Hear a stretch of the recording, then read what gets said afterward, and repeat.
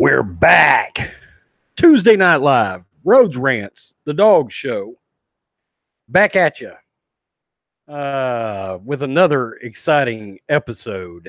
How are you tonight, dog? Doing great, Rhodes.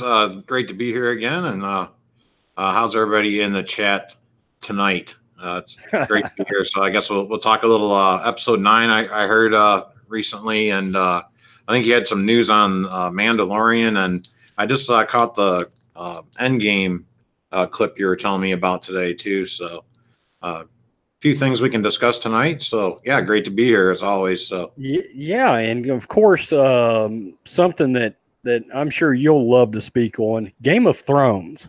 Oh, absolutely. Yeah. Yeah. I haven't talked to anybody at all about, what they've thought about the episode or anything like that, or I haven't gotten any feedback from anybody at all. I told you I was working on another project. So that's been taking up all my time and my free time anyway. So, right. But yeah, we can get into that also. So cool. What's up, Mary Mayhem in the house? Hey, Mary. And I noticed a notification did go out. I did send. Oh no spoilers. I don't think Mary's seen it yet. So, gotcha. So we may have to tread lightly. Gotcha. On a scale 1 to 10, what did you think? I had it as a because usually the opening episodes for a season are somewhat slow a little bit, right? You're just kind of getting an introduction to what's going to happen through the season, right? And they kind of were doing that a little bit in this episode too. But I got to tell you, I'm going to give it a good solid 9, maybe even a 9.5, just because of the opener. And I had a great time watching this episode. What's up, Horror Nation? I can nitpick a few things that I had, but again, I won't spoil anything for anyone. But yeah, there's a few things I can nitpick as a longtime show watcher, So, but I'm not going to. Compared to other things on television, Game of Thrones is just light years ahead of everything, except maybe Cobra Kai.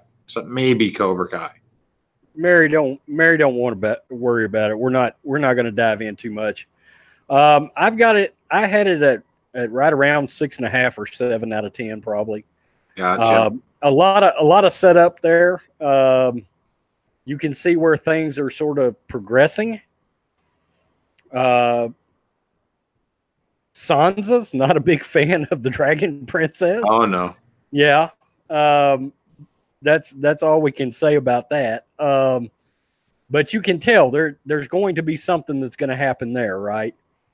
And then Cersei, All right. So there were a couple of things in the episode, and I tell you what we'll do. We'll parking lot this one, and then we'll get a little spoiler action going next week. Okay. On it, give everybody sort of a week buffer to check it out if they hadn't had a chance yet.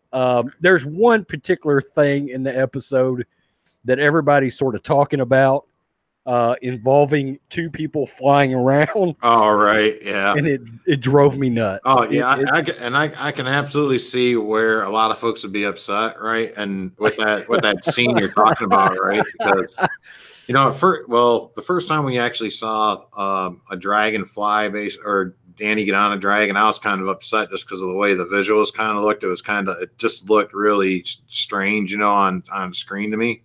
Right. But this time, I don't know, it didn't look quite as bad, and I could they were just kind of showing us, okay, they didn't show it very well, but like when John lands, right? I mean, they were basically showing that, because they show him real quickly and he just kind of sort of pulls the reins down right on the dragon. And, but they were just kind of showing, okay, look, he knows how to ride a dragon. He's freaking Targaryen, right? He's going to be a master the next time you see him on a dragon, basically. Right. So, but they were just kind of showing that, oh yeah, he was having, they had some fun with it a little bit, and I think maybe a little too much fun. for making us wait 2 years, right? I mean, we've been waiting for 2 years to see this frickin' show come back, and that's yeah, I can see where some folks are upset by that, Rhodes, for sure. Absolutely. The wide shots were pretty awesome. The up close shots, particularly with Jon Snow, I was like, yikes. Yeah, I was like, it's sort of how you train your Dragon 3. Yeah, there's a couple, and I'm going to blame that maybe on the director or the editor, maybe a little bit on things like that. And also, like, I don't know if you caught that too, like at the end of the episode. I know we're not supposed to get into spoilers so much, right? But just they were panning on a few characters, right? And by the time they got to the end, they showed Tormund, and he just had like this really goofy, I don't know, it was kind of a silly look for the time. That was for what was going on, just the look on the expression on his face. Right.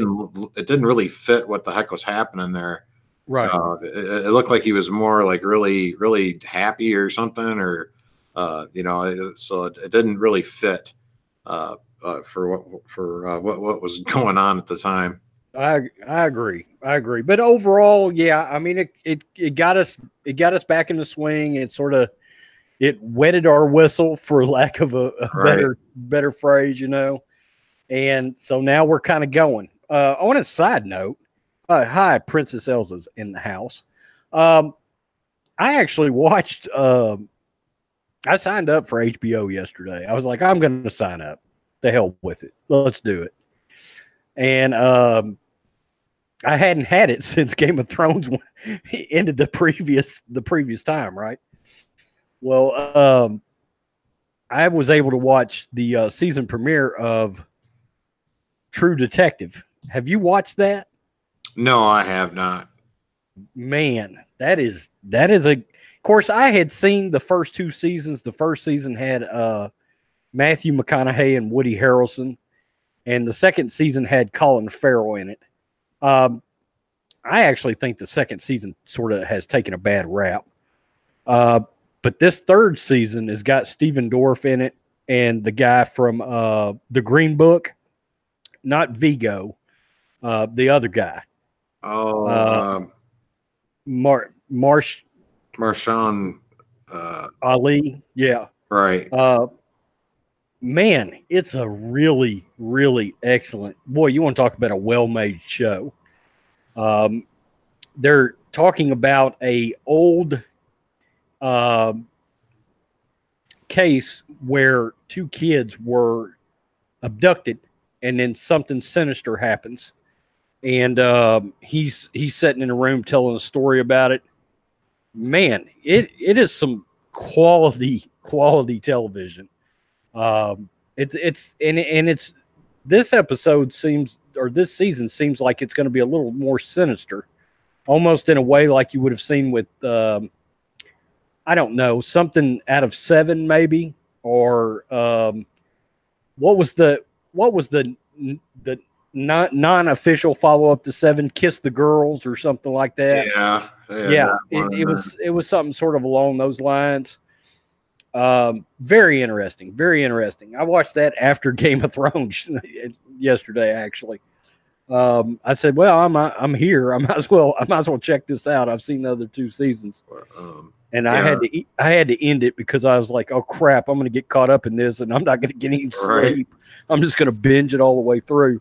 Dog, did you get to see any of the Mandalorian footage? No. Oh my God. No. I can't even. If Star Wars has its Breaking Bad or Game of Thrones, this is going to be it. It's nuts. There were two different leaks out of Celebration, video footage leaks. They didn't officially release any video. Lucasfilm didn't.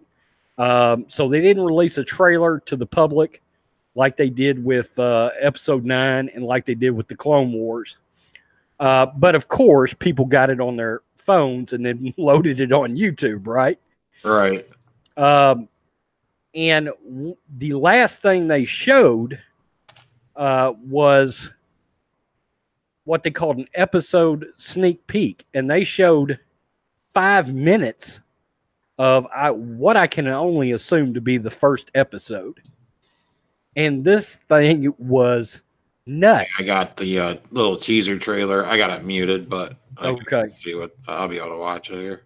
If you get a chance, the one you want to look for is the Mandalorian episode sneak peek, and you're gonna be like, "Holy shit!" They show about 5 minutes of an actual episode, and it starts out with Carl Weathers. Apollo Creed? Yeah, Grief Kargan is his name. And he's sitting in a cantina, and the Mandalorian walks in. The Mandalorian is somewhat reminiscent at this point of the show. Yeah, I just saw him walking to the, they just left the cantina. Now a ship's flying down somewhere. There's a couple of there's like a behind the scenes that's what sizzle reel. And then there is an episode sneak peek. We got the scout troopers are back. Yeah. I mean, there's the episode sneak peek has there's a freaking Boba Fett looking dude, or is that the Mandalorian? That's the Mandalorian. Okay. And so he meets with Carl Weathers, who runs this like bounty hunters guild. Okay. And the Mandalorian sits down and says, "Hey, what kind of bounties do you have?" And he says, "Well, I've only got, these like bell jumpers, basically." And he's like, "Well, those don't pay enough, blah, blah, blah." He said, "Well, I've got this special one too, but you'll have to go meet with the guy in person." And he's like, "Okay." So he walks out of the cantina. The first shot is a shot of, you remember the space monkey that was Salacious B. Crumb, who was with Jabba the Hutt? Yeah, Salacious B. Crumb. Okay. Well, when he comes out of the cantina, there's a shot of one of those barbecuing on a rotisserie, spinning. Nice. Okay. And then it pans down to one of them alive in a cage. Oh, Jabba's are back here. And he's watching his buddy be barbecued. And he's like, heh. Just like it was in Return of the Jedi. And I was like, okay, this is not your normal, this is not your run-of-the-mill Star Wars. I mean, this is going to be like serious, like a very, very serious tone. Like if you took Rogue One and put it on steroids, and then he walks in and the door opens, and it's Werner Herzog is sitting down. He's an like Imperial commander or governor or something like that, and he's flanked by these 4 grungy-looking stormtroopers. And while the Mandalorian is standing there, a side door opens, and this guy walks in. Well, when he does, the Mandalorian pulls his guns. Okay. He pulls his guns, and all these stormtroopers draw on him, okay? And the guy says, "Hey, can you lower your weapon?" He said, "You tell them to lower theirs." And the stormtrooper tells him, "We've got you outnumbered 4-1. He looks at the stormtrooper and says, "I like those odds." I was like, oh, shit, here we go. And then it goes through the rest of the scene, and then it comes out, and we go into like this action reel, and you see the IG. It's not IG-88, but it's an IG-11 assassin droid. It looks just like IG-88, and there's footage of that droid in a fight, and it is some of the craziest shit you've ever seen. He's like, I'm watching the one you told me to put on there, and they had like Carl Weathers just sent him off. It looks like give him a ticket or whatever, and yeah, it's I'm watching. Yeah, now I see the Salacious B. Crumb. That's probably him in the cage. I'm not sure. He probably got barbecued on Jabba's sail barge when it blew up. Or is it? Yeah, like when is this supposed to be going on? Like, is this like after Return of the Jedi, or is this? This is 5 years after Return of the Jedi. Okay. I gotcha. All right. Yeah, it's a phenomenal. And the theory that I have is they have not released footage for this thing officially because it would have sucked all of the air out of episode 9. Like all of it. Christian Harloff went on Collider podcast this morning on Collider Live. He said he is much more interested in The Mandalorian than he is episode 9. Or as a gunk droid. Yeah. Yeah. Leading him down the hall. Yeah.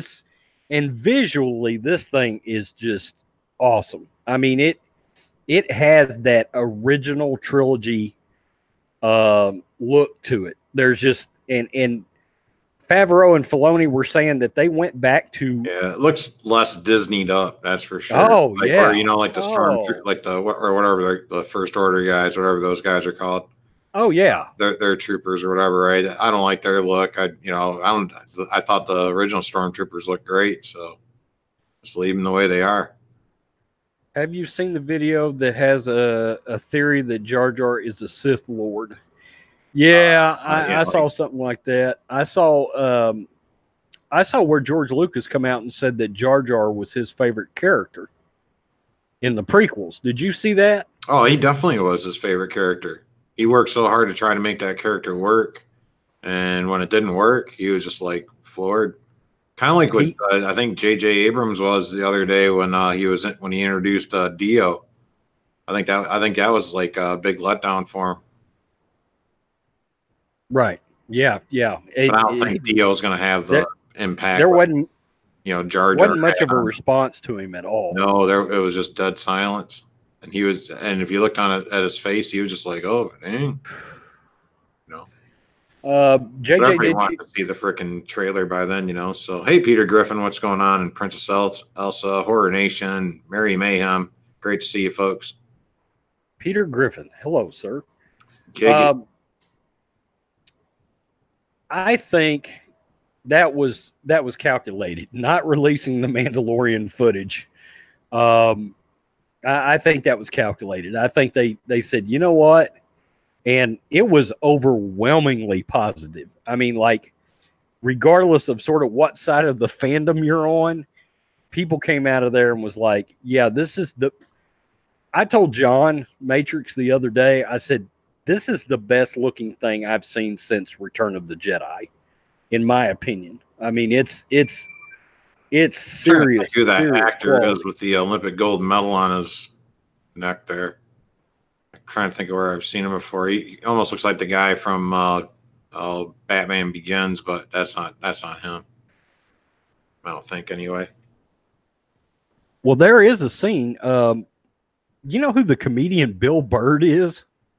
Bill Bird, that rings a bell. The redheaded dude. He's a comedian. They're always like he's always got specials on Netflix like all the time. As soon as you see him, you'd be like, oh yeah, I know. I know who Bill Bird is. I just got a message from John. He's not going to be able to make it on. Gotcha. Yeah, good to see you guys too. The Mandalorian may be my favorite character design in Star Wars. Yeah, I've always been a big Boba Fett fan, and I always felt like that he sort of got robbed out of an arc. I wish he would have had some sort of an arc all the way to the end of Return of the Jedi in some way.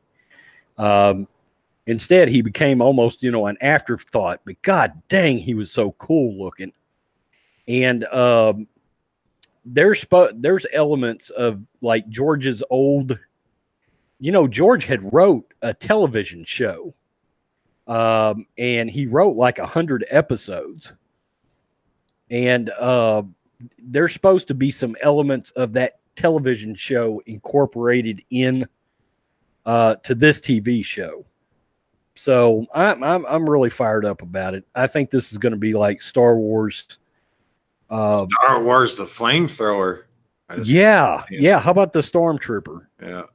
And Favreau and Filoni were saying during the panel that they didn't have enough Stormtroopers. So they called up the 501st, the cosplay group, who are a bunch of stormtroopers, and they came to the set. The cosplay group did, with all their stormtrooper gear, and he said that they didn't miss a beat. He said these people walk like stormtroopers, they act like stormtroopers. They had to give them very little instruction. He said they just hit the ground running on being stormtroopers on the show. Hopefully it works out. Yeah, that's the end of that. But yeah, it looked all right. Yeah, it looks like a good show. Let's see. What is the tease Boba and Sarlacc at the end of season 1? I don't think we're gonna get anything from Boba in this. I think one guy from the original A New Hope or whatever that was in the cantina or whatever. He had the horns on his head. I saw him in there when you said that thing that looks like IG-88 was fighting and stuff, but they showed him in there too. I caught him.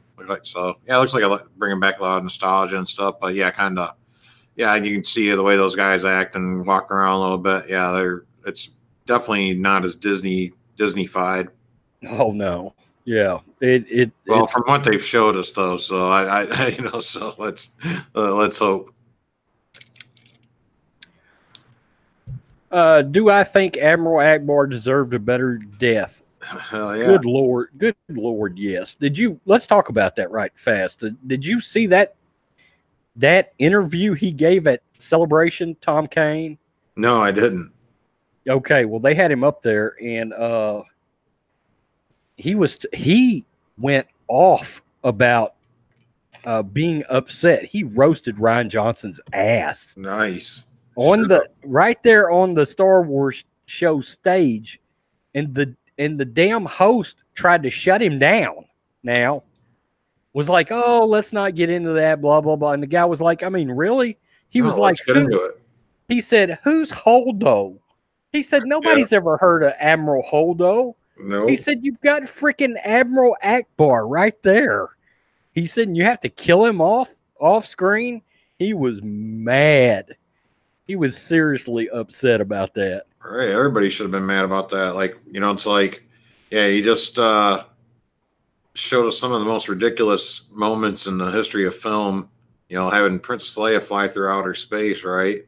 Let alone, now it's like, then they killed off Admiral Akbar in just some unceremonious fashion. And hey, but here's Laura Dern, and she has purple hair now. And she's going to be the new Princess Leia now. And whatever, man, get the hell out of here with that, right? I mean, they could have done something better, showing Leia's Force ability, than the scene we have that we got, right? And then they could have used Akbar and said, hey, Akbar's space. They didn't even need to have like a ceremony about who's in charge or anything like that, right? They could have just, just kept going on with the flow or whatever, right? But people are listening to Admiral Akbar, right? And then maybe Poe and him are debating about what to do next, right? How much better would those scenes have gotten if you just simply taken her out of it and replaced her with Akbar? Right. I mean, and then they don't even have to have a circle session of who's in charge or nothing, right? I mean, you just keep treading, right? And that's what I would have done with it. And yeah, used Rian Johnson. Admiral Akbar is going to resonate a hell of a lot more with Star Wars fans than Laura Dern with purple hair. Right. So. Right. Yeah, it's a damn shame. And I feel bad for the actors like that, that were involved. What's up, Son of Dave? What's up, Hammer? He says, what's up at Rhodes Rants on Star Wars and at the Dog Show? Oh, hey, Hammer. So, yeah, I don't know. There were so many bad decisions made during that movie. The one thing I will say about the new teaser is at least there seems to be some blatant middle fingers back to Rian Johnson in it. Right. We talked about during our live stream the other day, breaking it down. I mean, shit, there's like 3 blatant middle fingers right at, you know. Oh, that metal, I think, was the biggest one. That's the one that's right on the top of my head right now, is that, just that metal, showing that compared to, how Ryan Johnson was holding on to those dice like they were like his gold watch or something. Right, So, right, Pulp right. Fiction, Pulp Fiction reference for you, buddy. Putting Kylo Ren's mask back together right there in the teaser, like the third shot in. Oh, right, yeah, that was the other one. There was something else in there too. Oh yeah, the absence of ridiculous comedy and porgs. We didn't see any of that either. And hey, son of Dave, what's happening? Something very interesting. JJ did come out and say that he met extensively with George and with Lawrence Kasdan again for this movie, which is interesting on the Lawrence Kasdan front, because if Lawrence Kasdan is involved in the story in some way, you might see Han at some point. I mean, he's sort of like, that was the guy that George sort of like, said knows Han the best. So he might have incorporated some little something involving Han Solo into this movie. I don't know what. Well, yeah, the one thing is with that line, I know John was a little upset about it, and yeah, I mean, when John brought that up and how it just kind of referenced back to the Last Jedi when you hear Luke talk about no one's ever truly gone, right? So that that's a pretty broad statement, right? I mean, to say, right? So I mean, that just that opens it up for anything, right? So yeah. It was like, oh, really, Ryan? You completely fucked up my previous movie. Here, somebody hold my beer. Right. So I don't know. I liked the teaser. I didn't love it. I liked it. I didn't love the raid. I wasn't this is the most amazing thing ever. Freaking amazing. I didn't love the raid doing the backflip over the TIE fighter thing. No, I didn't like that Matrix stuff in it. If you would have taken that out and replaced it with, 30 seconds of something else, I would probably feel a lot better about the teaser I saw, because I liked mainly everything else except that in the teaser. If she's just gonna jump over the TIE fighter, why was she running away from it? Why didn't she run towards it and jump over it? I don't know. I really don't. Because it looks cool. I'm hearing a rumor that's going around about the Skywalkers and how she's going to end up getting her power. And God Almighty, I hope it's false. I really do. Great tell. I'm hearing something about one of the artifacts or something that she finds is, that's what's in her bag.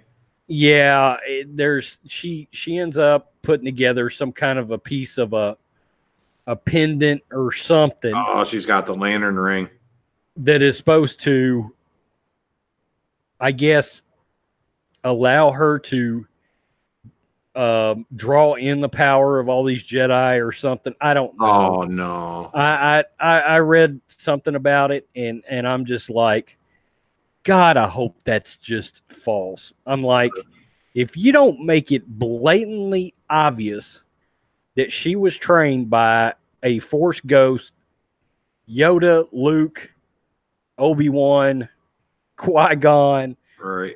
Kitchen sink wrapped in a robe.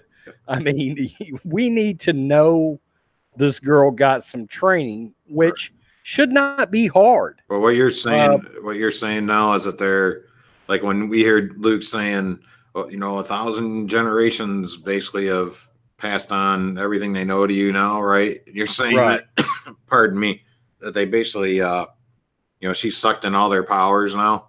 Like every single Jedi ever, or Force user, or something like that. She is. Yeah. She's the one with the Force. She was able to unearth something that allowed her to access the power of fucking Grayskull. I don't know. I mean, my it's God. it's an awful idea.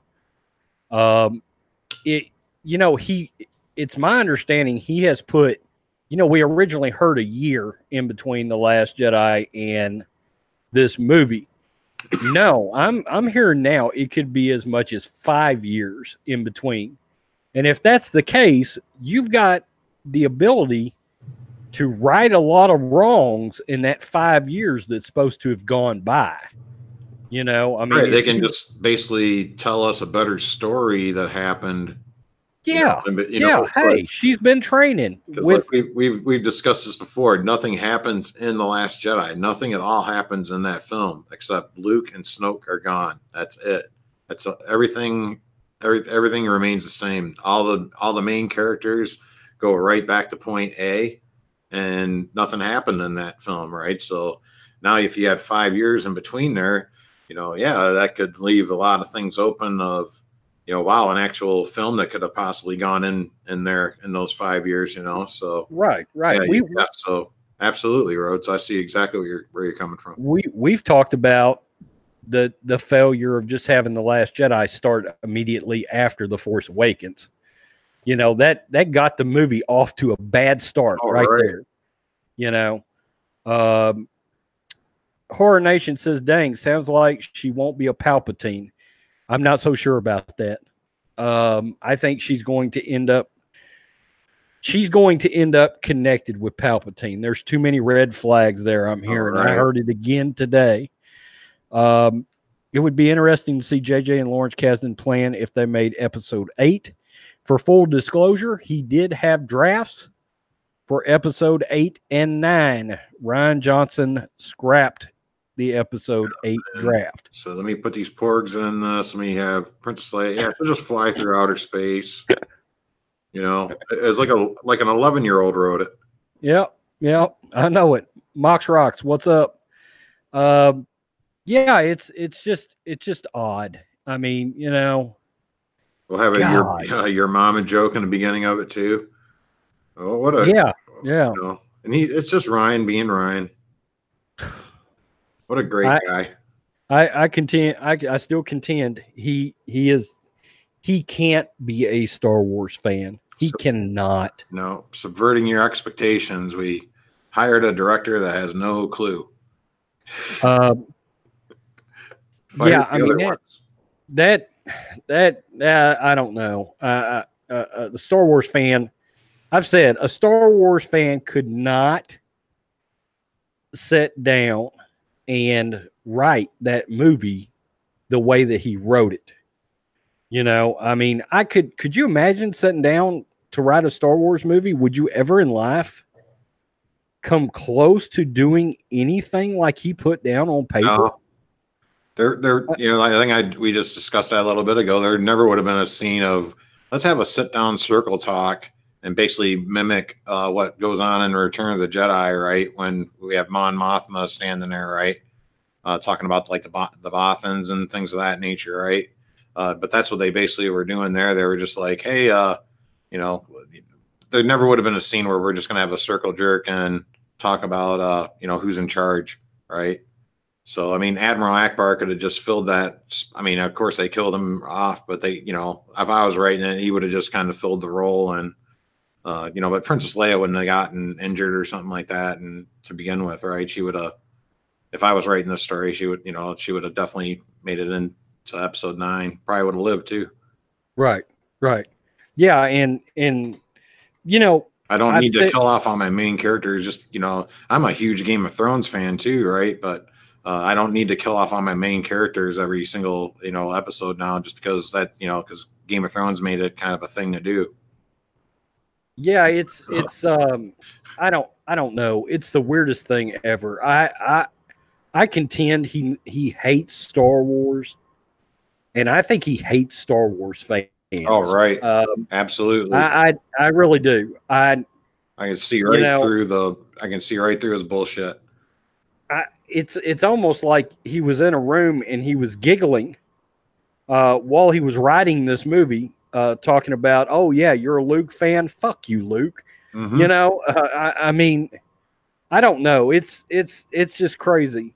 He likes stupid crap like porgs and look at that casino, man. I mean, look at the stuff that they had BB-8 doing in that casino too. Just the the cheese factor is strong with this one, right? I mean, it's just like when you get to that casino planet, at no time do you ever feel like you're actually watching a Star Wars film ever. And that however long they're in there, like 28 minutes of the freaking film, or however long it is, but.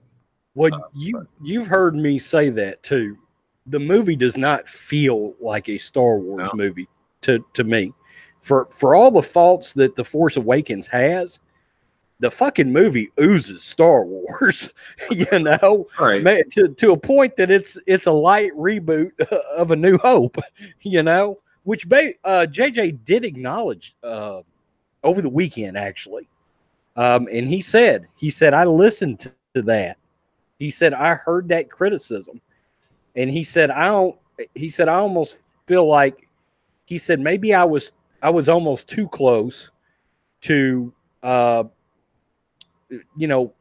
being a fan when he made The Force Awakens, to a point, he almost was like, I kind of wanted to remake A New Hope, without remaking A New Hope, Right.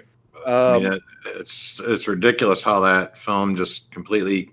I mean, it damn near completely carbon copies A New Hope. Like, I mean, immediately, it's like, right. The sending off the droids have the plans or whatever, right? That they get sent off, right? Instead, now BB-8 gets sent off, right? And I mean, yeah, there's just so many factors in that movie that just made me go, oh my god, it's the same freaking movie. By the time Han Solo was on that bridge with Kylo Ren, right? I was waiting to hear Darth Vader's voice going, "I've been waiting for you, Obi-Wan. We meet again at last." I mean, I was just I had that in my head as I'm watching the film. I mean, because I'd like to see like the time frames, if they actually match as well. But yeah, it's incredible how that film just carbon copies it. But it's still it's light years ahead of that last masterpiece that Rian Johnson gave us. Snoke Spinal Tap in the house. Wished upon a vlog. What's up? How are you? Hey, and Snoke. Somebody else. Trucks.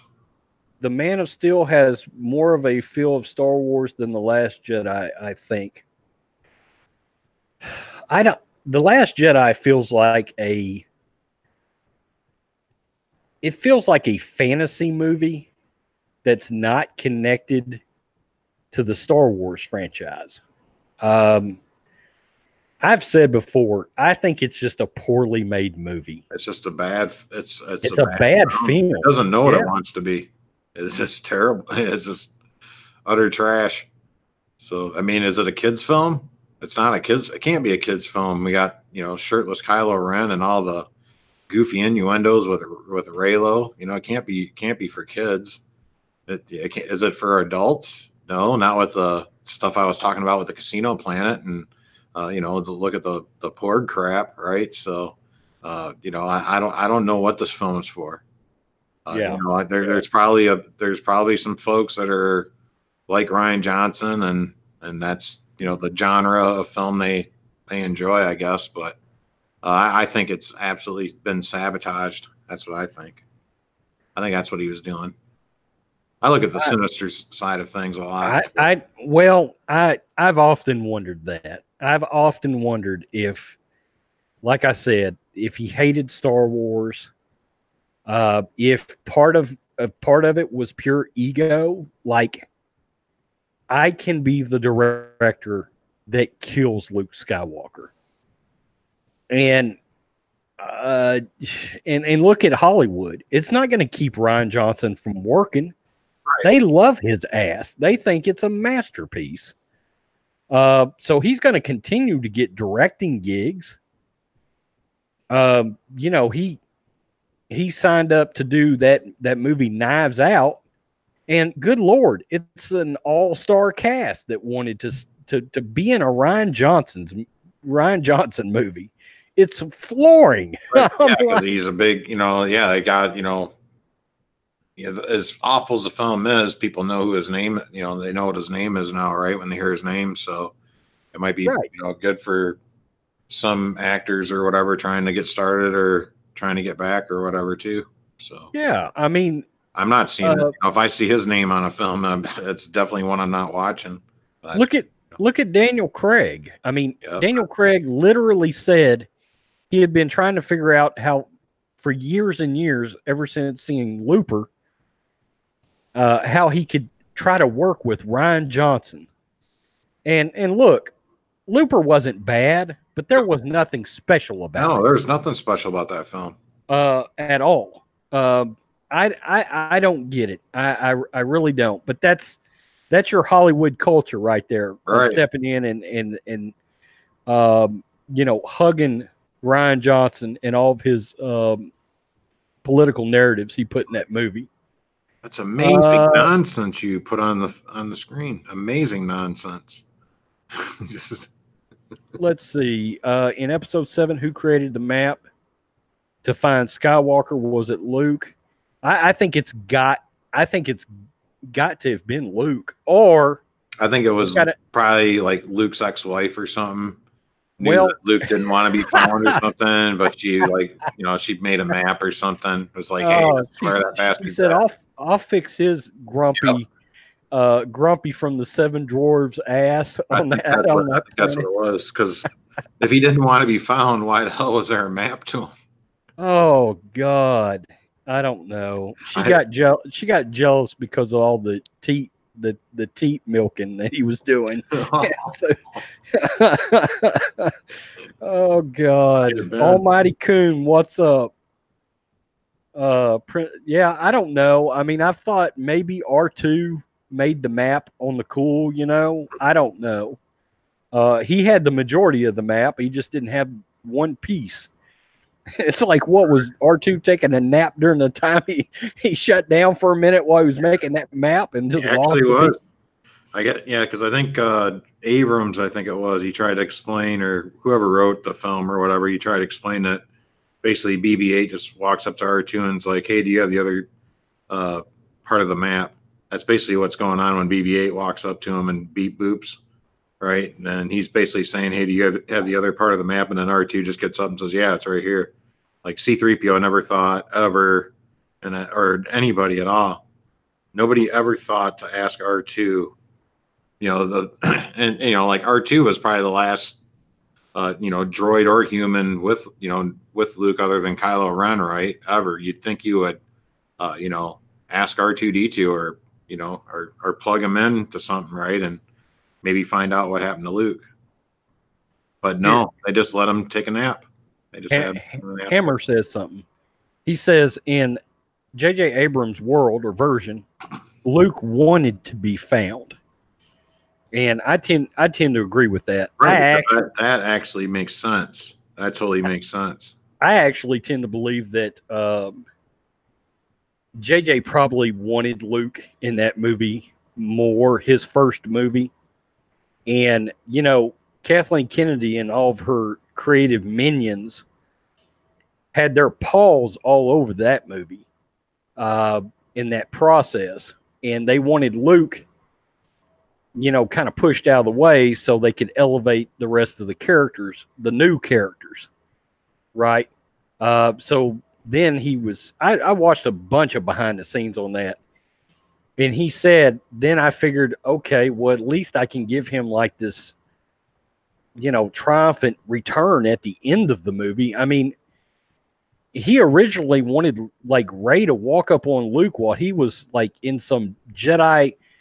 I mean, he had not turned himself off to the Force in JJ's world. Yeah, he was supposed to have like rocks and boulders, like kind of like what Rey did at the end of Last Jedi when she was showing like her Voldemort powers basically, right? With the boulders and all that crap. She's amazing. I do think you will see an explanation for how Maz got Anakin's lightsaber. I do believe that. Yeah. Absolutely. That makes sense either. Yeah. She says there was a story for another time or something, right? So yeah, we'll probably get something about it. But she just leaves it in an old shoebox. During one of the interviews that I saw, after the panels were over Friday, all the major media outlets got to talk to JJ and got to talk to Kathleen Kennedy. And during one of the interviews that JJ gave, they asked him about coming back to this movie, and he initially didn't want to do it. And because, he just come out and said, I didn't know where the story was supposed to be, at this point. He was like, I didn't know how to put a story together. And then he said that he had this overwhelming rush of emotion. And I thought it was odd because his mannerisms were like, I was mad as hell. Right. No, like if he was like really, like if those guys were super pleased with Johnson's work, they would have thanked him a lot more than just for Kelly Marie Tran. That's all I saw him. The only time he thanked Rian Johnson was for Kelly Marie Tran. He didn't thank him for anything else. That was it. He said, I thank him for her. And that was end of story. End of story. That's all he said.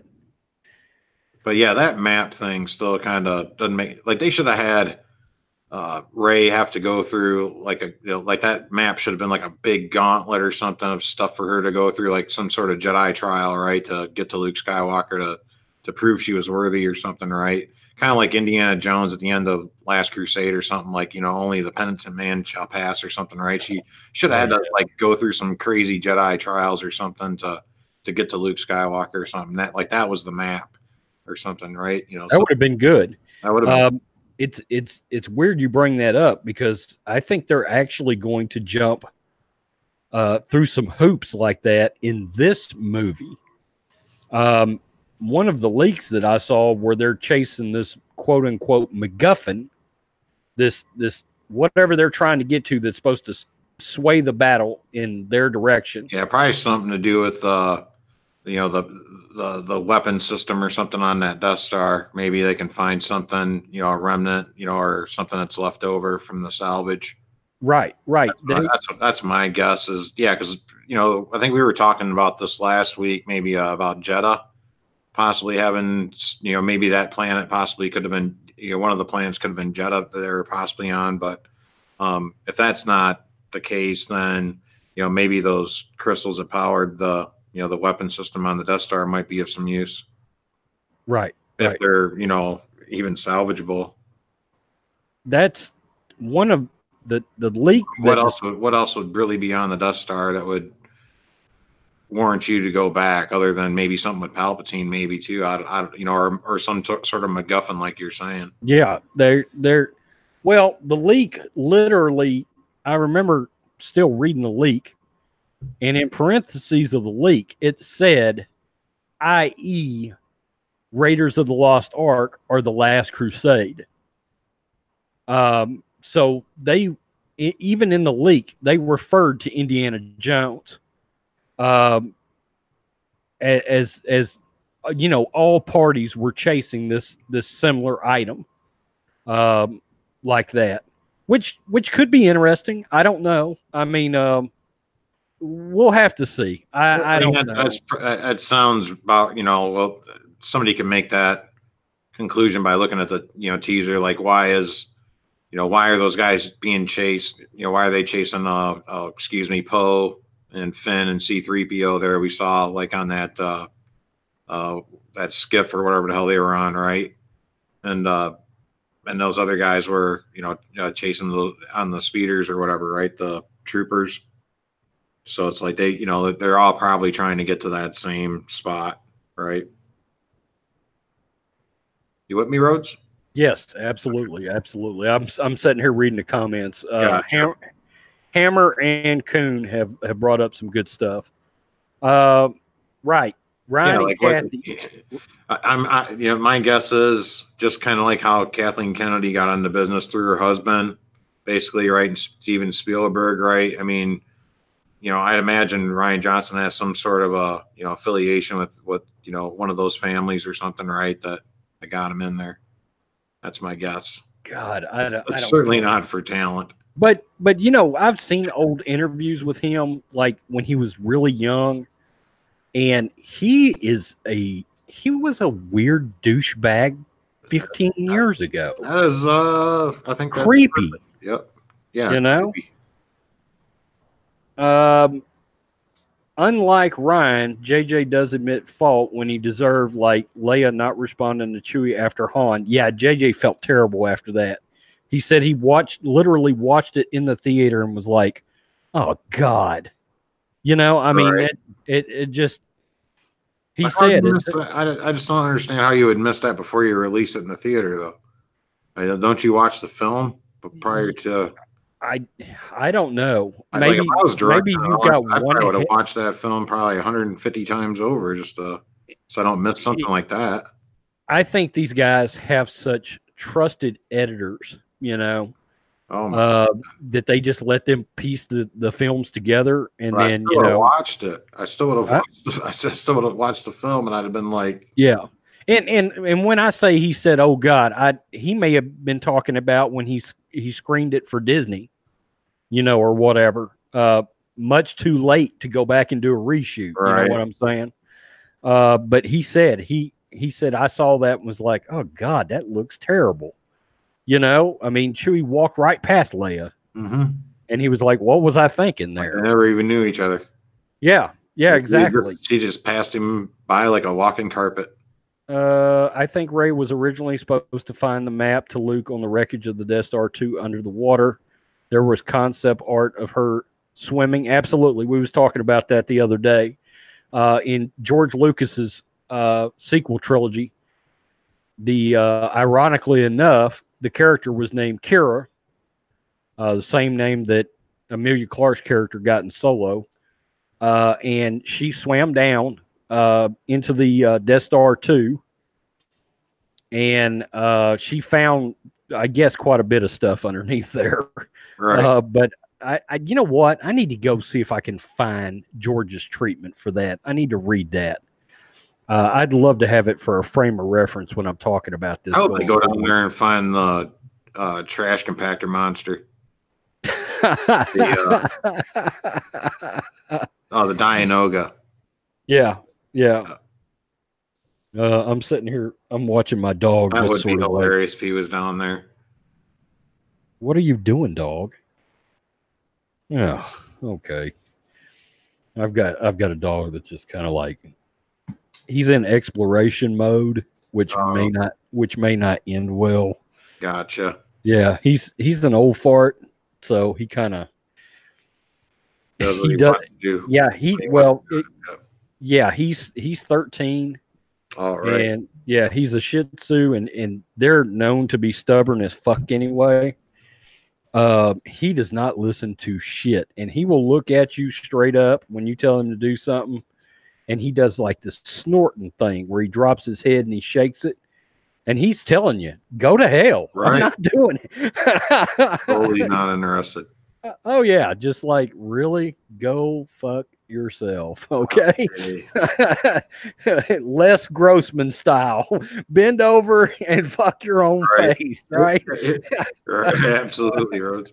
Yeah, look like what Hammer's saying here. Like, how the hell does JJ expect us to believe a massive corridor of the Death Star survived after being blown into a billion bits? That's what I thought too, Hammer. When I first saw that.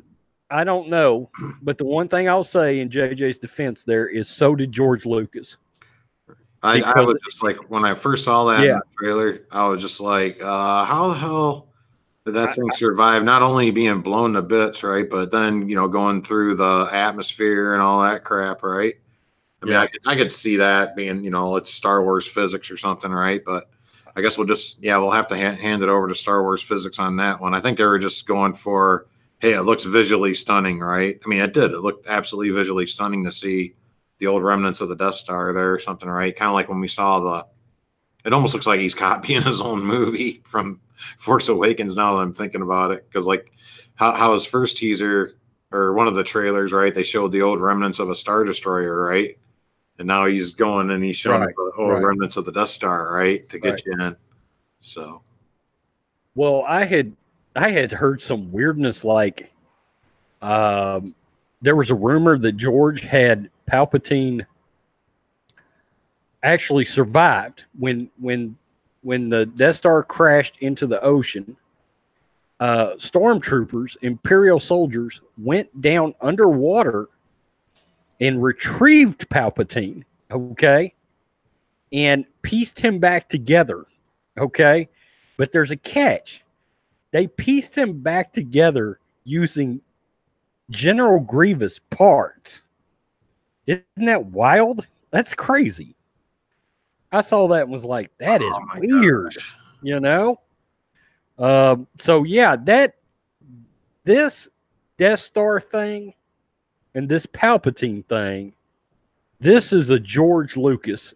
This is you're seeing the George Lucas part of the story. Because that is part of his original, that was part of his story. And it was something JJ was going to carry over at some point. And all this got fucked up by Ryan Johnson and blah, blah, blah, you know. My dog's 12. He is getting there, but he loves his walk still. Yeah, mine does not like his walk. Mine is like, listen, I pissed, okay? I dropped a log for you. Fucker, I'm ready to go home. Yeah, you've had me walking about 32 feet. I'm done.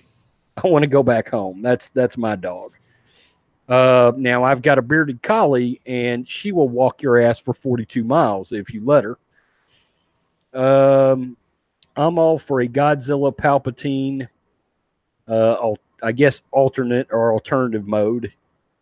Like down the dumps as I was over the Star Wars universe and stuff, right? I mean, I was just like, the only way I could really think of salvaging Episode 9 was, hey, bring Palpatine back. Like, you heard me joke about that before, Rhodes, where I was like, yeah, you just bring Palpatine back, and he just, like, for 2.5 hours straight, he just whacks everybody with Force Lightning, right? And then even the directors and everybody on the set and the whole entire, you know, that's all he does through the entire film is unlimited power, right? But they actually listened to me. So I think, you know, maybe that's what's going to happen here, possibly. Right. Sounds like Palpatine learned how to cheat death. Yep, I think that's exactly what we're about to find out. Might be. He might be the first Sith to be a Force ghost, too. I do believe we will see Hayden Christensen in this movie, too, by the way. It's going to be 30 seconds, but he's going to be in it. Something. It's conveniently the Death Star super laser section. Yeah, you got a point. Well, that's the coolest part for a movie, don't you know? I mean, that's the only thing I could possibly think of why, you know, that would be useful, you know, to the rebellion or whatever, right? Is you know, the Death Star, you know, the weapon system, something with that, right? Yeah, it wouldn't. I don't know that the Death Star sewer system would look quite as good sticking out of the ocean. No, might not. JJ's explanation: Palpatine didn't die. He used the Force to hold that part of the Death Star. Maybe that will happen. Wow, that'd be wild. Here's my issue with Palpatine coming back. I love Palpatine coming back. That's fine. But not if he's coming back so Rey can defeat him. Rey's going to win. I've got a serious fucking issue with that. Yeah. Do not come back. He should destroy Rey, and it shouldn't even be a contest. I mean, that is the problem there. You know, if he just comes back in some kind of a spirit or something or blah, blah, blah, or he's inhabiting, I don't know, however they want to do it, but they cannot have Rey defeat. I mean, if they want to bring Luke back and he wants to do the honors, fine. And you know what? Maybe JJ is throwing us a curve. Maybe he's bringing Luke back. I don't expect it. But the one thing that I've heard through this whole process ever since he signed back on was JJ was watching social media very, very closely. He was watching what people said about The Last Jedi, what they said about The Force Awakens, and he would take that into account. And it's my understanding he's rewrote a bunch of this movie over the time that he was working on it. So I don't know. I mean, everybody knows we want Luke to come back. Yeah, I hope he just figured out a way to, like, apparate somewhere like in Harry Potter or something. Like he just like teleported to, like, say the cantina on Tatooine or something, right? And that's where all those characters, right, that we're seeing, right? They're actually trying to get to the cantina. Maybe he wakes up in his hut and he's like, man, those death sticks were the bomb. Great. Good for Hayden C. He did a better job in the prequel films than credited. Editing makes all look bad. Some scenes are impossible to make good. Yeah, my main issues with the prequels is some of the like a Princess Leia flying through outer space. That's impossible to make look good. You can't make that look good unless, like, say, we're in a Superman film, right? And Princess Leia happens to be Supergirl in this film, right? I mean, that would make sense, right? Supergirl can fly through outer space, right? That would make sense. But like in a Star Wars film, people just don't do that, right? I mean, and it just didn't make any sense at all, right? I mean, it looks ridiculous. Right. John Matrix, what's up? He's back. Hey, John. John's got a new avatar, by the way, but I haven't just noticed that. I was like, whoa. I haven't been able to check it out. I can't really tell what it is from where I'm at. So Palpatine waited 30 years to cheat death. Rumor has it, it literally took him that long to figure out the path back to the living. That's right. No shit. Oh, it's like a silhouette of John. That's pretty freaking cool. Get a chance to check it out.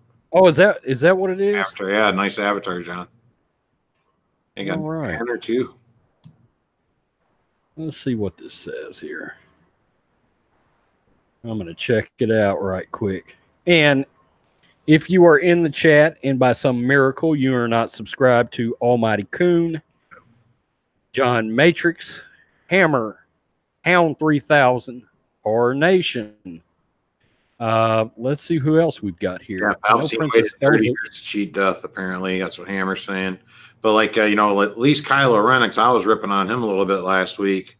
We were talking about him putting his helmet back together, and I was like, why the hell is he waiting, however long it's been? What you're thinking, it might even be like 5 years now. You're talking Rhodes, right?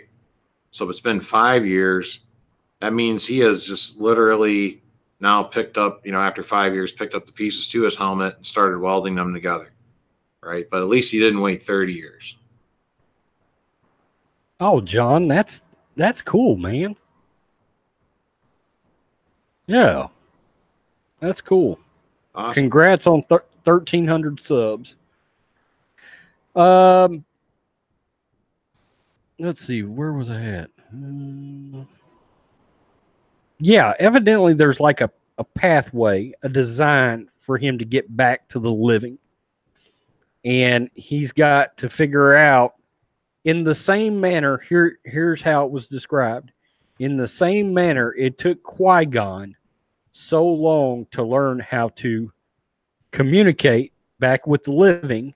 We find out in Revenge of the Sith, remember? Oh, when Yoda says, I will show you how to communicate. And he's like, oh, it's Qui-Gon. Yeah, blah, blah, blah. Well, that's the same premise. It's taken Palpatine that long to figure out how to get back to where he needs to go. But yeah, that's how it was described, was the same sort of thing. How would you guys like Kylo's new base to be Vader's castle? I don't love that. I can tell you. Just Mustafar that's Vader's deal. Right. Let Kylo can get his own play. He can get his own Fortress of Solitude, but he does not need Vader's. I mean, if they did it, it's not going to infuriate me, but it would just. Yeah, and it wouldn't make any sense for his character either, because he was all about kill the past, wasn't he? That was like his whole entire thing. Well, Ryan Johnson was anyway. He was all about kill the past, and why is he going to be hanging out at Darth Vader's? Oh, hey, he's literally trying to be Darth Vader, and but killing the past at the same time. That makes no sense. Back to the teaser. Kill the past. Kylo's helmet's back together. Oh, hey, kill the past. Right, the Emperor's back. Funny. They should have had him fixing Darth Vader's helmet. That'd have been pretty funny. I wonder if some folks would have been riled up if that would have happened. If he would have been actually fixing Darth Vader's helmet to don that. Oh, the red you see in the helmet, that's kyber crystals. You know, that they used to make lightsabers out of. That's what that helmet is fused back with. I thought that was kind of cool, actually. Kill the past. The past is true, as in kill the Last Jedi. I miss Vader. Can an evil shadow entity, dark side of Vader, return to? Why not? Man, I think everybody likes Vader. I don't know that there'll ever be a villain. No, I think I had him as my top villain of all time. He's my number one villain of all time. Yeah, absolutely. And Dog, when we started this show, I envisioned some of those sort of kind of ranking type deals too. I mean, I know we haven't been able to get into it because there's been so much this influx of like Star Wars and Game of Thrones is starting up and everything. Right. But once we settle back into the lull, yeah, we'll do like top 5 villains of all time, top 5 heroes of all time. I think that would be sort of interesting. Top 5 heroes across all genres. Star Wars, The Rise of the Retcon. Yep, absolutely. Star Wars Episode 9. Sorry about Episode 8. That's my title. That's my title. That is a great title. That just cracks me up. It's so simple. That's so funny. Sorry, we did that. Can you imagine the scroll pops and then just seeing that? Episode 9. Sorry about Episode 8. Funny. Oh my gosh. Yeah. Star Wars Episode 9. Just kidding. First line is like, Ryan Johnson is nowhere to be found.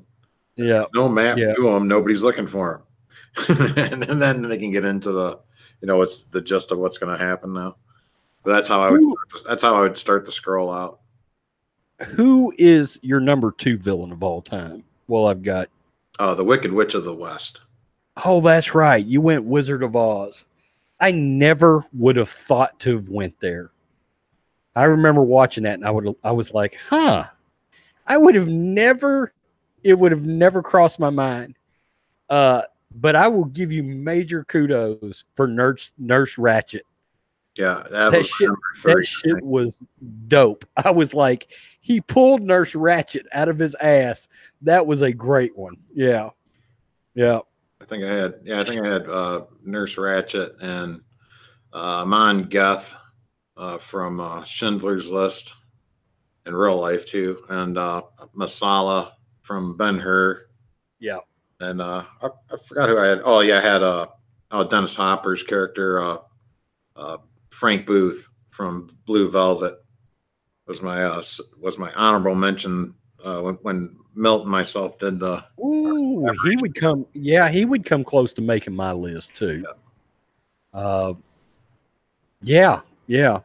Number 2 is for me is clear cut. It's Hans Gruber. That's a great one too.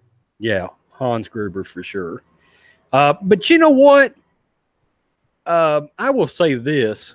For a resurrection of a name, Jeremy Irons wasn't terrible in Die Hard with a Vengeance. No, Jeremy Irons is an outstanding actor too. Yeah. And I think it was kind of awesome that you found out he really wasn't that pissed about his brother's death. He just wanted some gold. And I thought, yeah, now that's cool right there. Episode 9 will be a sequel to 7, not 8. That is a fact. That's a fact. Amon Goth made Hitler look like a choir boy in real life. Yeah. As far as villains, man, Silence of the Lambs, Hannibal would probably be in my top 5.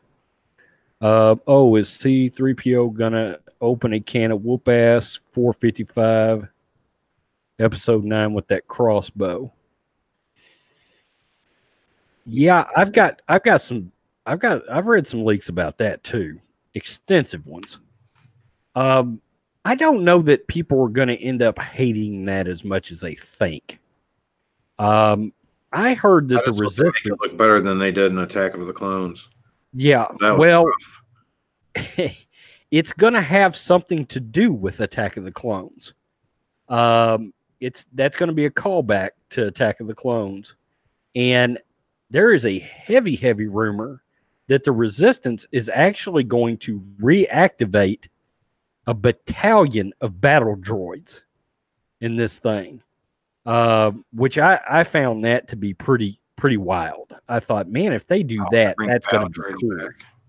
Huh? Yeah. That shit would look cool. I would. I'm picturing a scene with 1,000 battle droids, marching over a mountaintop. You can take them all down, but it'd still probably look pretty cool. Right. I did see Dr. Lecter as more of a hero than a villain. He had, as strange as this sounds, Hannibal Lecter had a very, very clear-cut moral compass.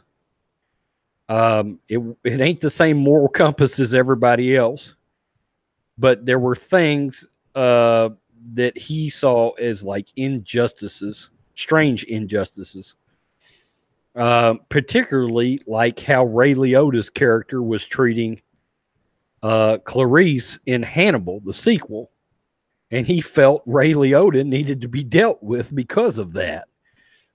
So it's Lecter's a complex character. I think Red Dragon is really underrated. What do you think, Dog? Is that the one with Edward G. Norton? Yeah. I think that was decent. I think I did enjoy that one. I've only seen it once, but I don't remember not liking it. I don't think it gets better the more times you see it. Is what I'll say. Like initially, I was like, and then after I saw it 3 or 4 times, I was like, you know what? That's a pretty damn good movie. Doesn't sound bad, just all about handling, and Disney has been rough, to say the least. Yeah, Disney's been a bunch of freaking cock smokers. Yes. For lack of a better term. That's the word of the day, cock smokers. I've heard the Resistance is going to find C-3PO's old memory. Yes, that's true. Lecter was very moral. He did not go out and just kill to kill. No, he did not. I liked Red Dragon. Red Dragon is awesome, and it's my favorite book in the series. I guess overall, if I was to rank those, if I was being honest, I understand Silence of the Lambs is supposed to be the best movie, and I guess overall it really is. I just didn't enjoy it the best of the movies. I probably enjoyed Hannibal the best, to be honest with you. But I really like Ridley Scott's directing style. All right. I mean, you watch a Ridley Scott movie, it's a Ridley Scott flick, and he's just got this certain way. And there's a scene at an opera house in that movie that I just love with the guy singing in the background, and it's just like real haunting. and he like guts this detective and just throws him out of a window. And it's one of the more brutal scenes, but it's a very, very well made scene in that movie. Hannibal, the book and the movie are very different, especially the end. They changed everything. Yeah, I did hear the ending was a lot different between the book and the movie. What did you think about Hannibal, dog? I thought it was okay. I think I like Silence of the Lambs maybe a little better, but yeah, I remember that one. That one had Julianne Moore, is that her name? Yeah, yeah. Yeah. So yeah, she's in Boogie Nights. Yep. But yeah, that was okay too. Ray Liotta was in that one also, right? If I remember right. Right. Yeah. About Games Daily. His own brains, I think. So About Games Daily. Welcome in. Did you get opening night tickets to Endgame? Yes, I did.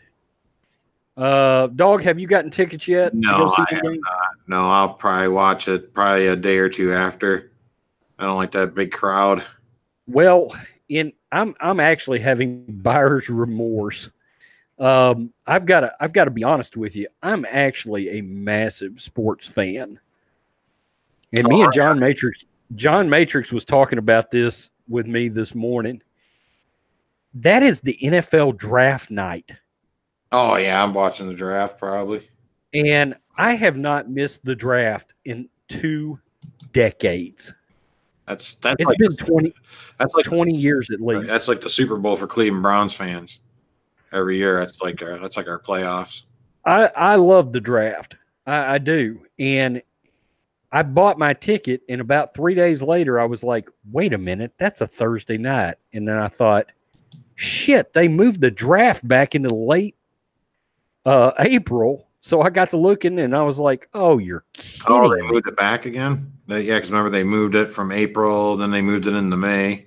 Yeah, and it used to be on Saturday was round like 1 through 3 they would do, and then they do the last 4 rounds on Sundays. But now they've totally, it's like they do round 1 and like round 2 and 3, I think, and then 4 and 5, and then 6 and 7 on the last day, I think. So John Matrix, that's questionable. Because I could have went at noon on Friday after I was done working. I could have went seeing Endgame at noon on Friday, but anyway, I'm going to see it, and I'll throw the review up on it. I mean, am I fired up for it? Yeah, it's my most anticipated movie of the year. What's your most anticipated movie of the year, dog? Of the year right now is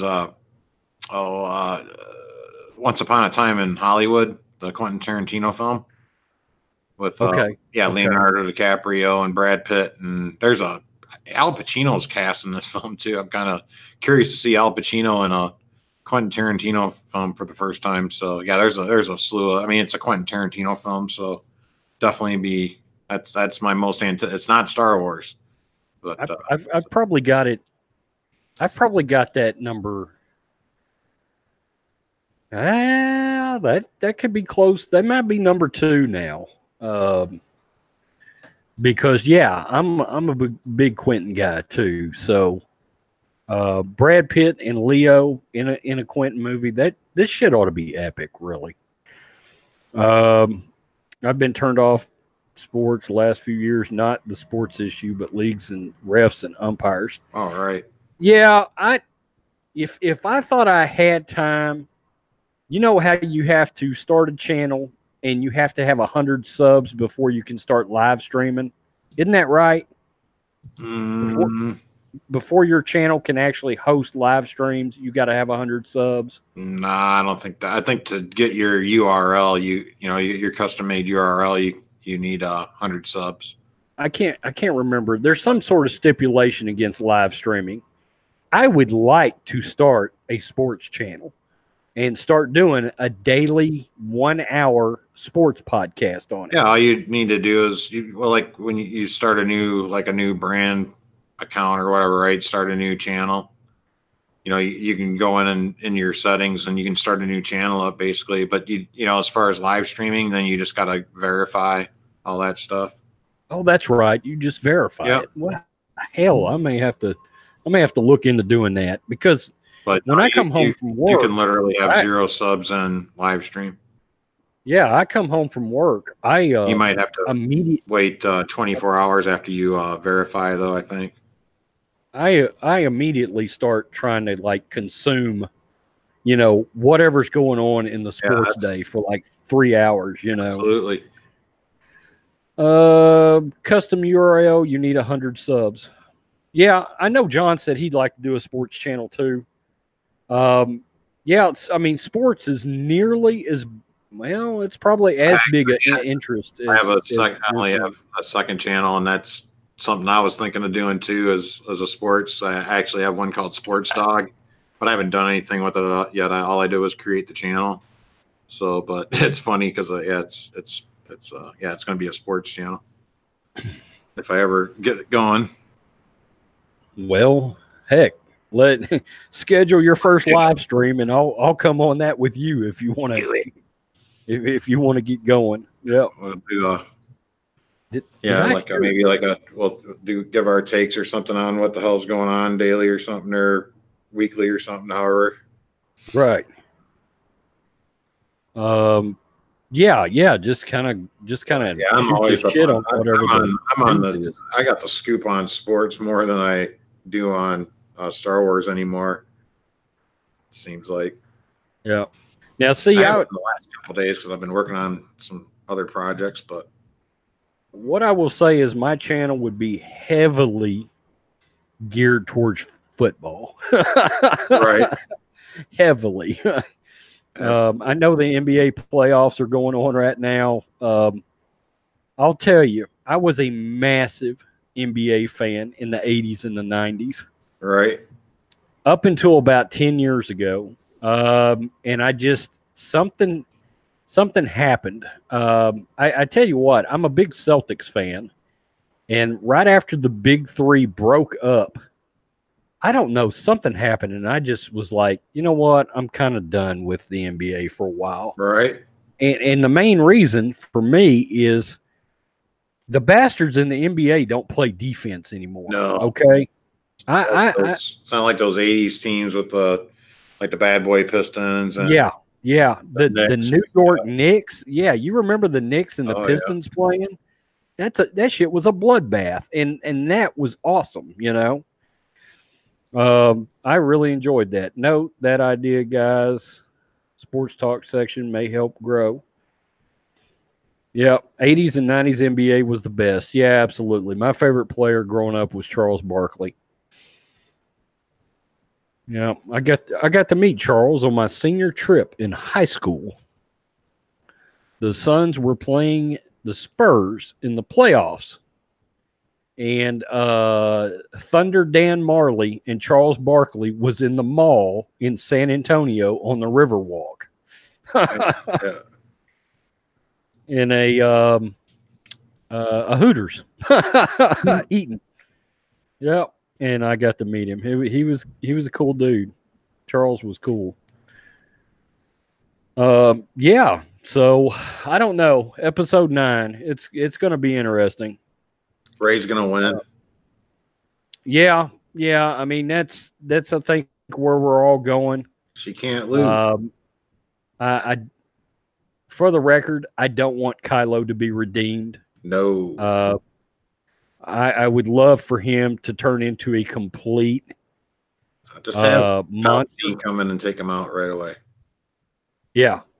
Well, now your dream scenario was like literally for the crawl to end, and then Palpatine to like pop on screen and electrocute everybody. Everything I'm talking about, like the whole, like the set, take down everything, right? Everybody, the people with the cameras, the directors and the assistants, everybody that has anything to do with the production of the trash that they have been giving us for the last since 2016, I guess it's been has it. That's when 2016 when Force Awakens came out, right? Okay. Yeah. That was and I would pay good money to see a film like that, maybe double, just to watch Palpatine go around. Unlimited power. Are we? Is anybody in the chat not seen the Game of Thrones premiere at this point? Mary Mayhem was watching at the very beginning, and we did touch on Game of Thrones basically as soon as we came on. Right. But she hadn't seen it yet, so we we dodged any spoilers. Some Game of Thrones. So, yeah, I'm. That's what I'm really anticipating is Sunday, is episode 2. So the only thing that I really had an issue with that me and Dog was talking about was what I have deemed the How to Train Your Dragon scene, and it was mainly the visual part that I right. didn't love. The up close shots were just, I'm like, yeah, I don't know about that. I totally predicted that scene though, because like when they were showing the pictures and stuff, I think it was the pictures or the teaser before when they had them walking up, everybody thought that, oh, this is them going off to battle and stuff. And I'm like, normally on those teasers, they usually show us like, like the first episode or something. I'm like, man, this is just them. But the only thing I was wrong about was I thought John was going to be brooding like he usually does, right? He's usually kind of emo, right? So, I mean, for right reasons, right? He's still my favorite character. I think everybody's emo on that show. Right. But but like Danny's taking him up there, get a little dragon time going, a little Targaryen juices flowing, right? And but they were just more concerned about the dragons, than John wasn't. John was actually in kind of a good mood, actually. So Danny was too afterward, apparently. Hey, the one thing Cinedave says he has not seen Game of Thrones. Damn. Okay, remind me to bring up next week Jamie and the crossbow. You remember that scene? Where Cersei has made a decision about something and somebody's about to go on an adventure. And there's a crossbow involved. We need to talk about that scene. Oh, right, with Bronn. Yeah. Gotcha. Yeah. We need to talk about that scene. That was a good scene. I thought, damn, that's gonna be interesting. I hate that. I can see that coming. I thought, yeah, I guess we'll talk about that next week. But yeah, I don't think it'll be interesting to see what happens here with that. So. Do you think he'll try to go through with that? Because my feeling is no. No, I don't think he's going. I think he's going to hand that crossbow over to Tyrion, and he's going to use that weapon against Cersei by the end of it. Oh, very good. Here's another thing too, right? Remember, Tyrion always told Bronn, "Hey, if anybody ever wants to sell me out or something, right? Let me know because I'll double the price." That's right. Right. So Bronn can tell him, "Hey, can you double the price of what Cersei can give me?" That's right. But he might, maybe this is Bronn's arc finally, right? To where, he's gonna give up something that kind of like, Jamie losing his sword hand in the beginning of this, right? That's kind of like his power, right? Well, Bronn's is sort of, he only deals in money sort of thing, right? I mean, like, that's the thing. If you pay Bronn, that's what he's gonna he'll do anything for you as long as you pay him the right money, right? This might be his time to give that up and do what's right. He's going to push back from the table on the bounty. Yeah. In other words. Yeah, exactly. But they're going to make it look like, of course, they're going to make it look like he's going to go through with it, but he's not going to go through with it. I like his character, don't you? Yeah. I hope he makes it, but yeah, I don't know. Now he might, like I said, I think he's going to go down there and try to help out, and he might lose his life in the process, but so it'll be interesting to see for sure. And then I was right about Theon returning also too, but I thought he was going to take a whole freaking army with him. like King Theoden or something, but not just him. But I was kind of right on that. So, but yeah, I think either Saturday or Sunday, yeah, Ninja and myself will be back, and yeah, we'll be going over like our top 5, things we liked from the episodes, kind of thing. Oh, okay, cool. We'll be like the final review, out of the 500,000 reviews on YouTube, basically. So, Right, but right. What time does that actually air? Is it 8 p.m. Central? That yeah, they 8 release p.m. that? Okay, so this last one leaked early, and I didn't even know that. I was like, damn, I could have watched this damn thing 4 hours ago. So, well, I was just sitting here thinking, I was like, if y'all really wanted to pop that show, y'all could go live right after that thing ends. yeah, there's a lot of shows though that Yeah. prior But then you to don't have time to compile all your data. That's the problem there. Like as long as they release that Mandalorian on a weekly or every other week basis, I'm gonna go live after the show is over. So I'm gonna have to wing that. Gotcha. I'm gonna have to literally watch the show and probably take notes while I that'd be the best, watching. at least take notes, and if you can get a picture or two, get something formatted, then. But if you can't, then hey, we live. do what we can. That's live, right? So yeah, right after yeah. the show. That's it. That's it. Well, dog, I say we wrap it up. Yeah, man. we went for a little bit here tonight, so yeah, thanks for having me, my friend, and yeah, we'll look forward to next week.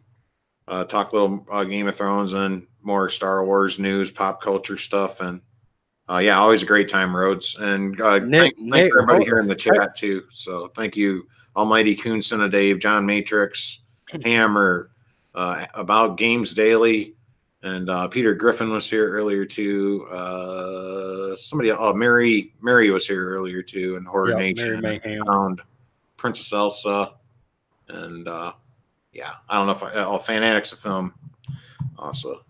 Oh, before we cut it, the Last Jedi watch party is Friday night. Oh, that's right. That's right. That's right. So you will not be waiting a week. John Matrix. You folks heard some of my venom tonight over that film. Yeah. Yeah. Oh Lordy. There will be F-bombs dropped in a mini on Friday night. I believe that's starting off at 5:30 Central. The Last Jedi watch party. We will count down. You can bring it up on your Netflix at home and watch The Last Jedi along with us as we give our commentary to that movie, that whatever you want to call it. Some kind of art. All right. I appreciate everybody coming out. Peace. I'm out. Till next time.